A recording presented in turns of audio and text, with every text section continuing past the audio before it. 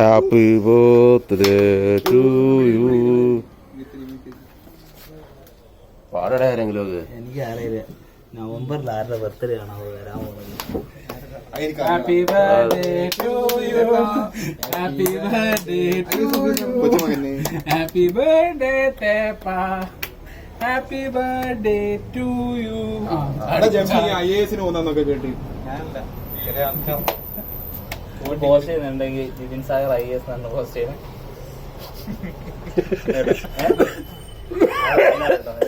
ഇങ്ങോട്ട്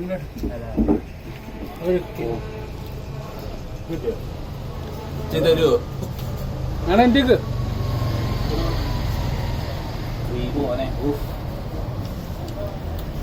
മുറിച്ച് കഴിക്കണം. അപ്പൊ ചോറ് കഴിക്കണം. അത് ഫുഡ് കഴിച്ചിട്ട്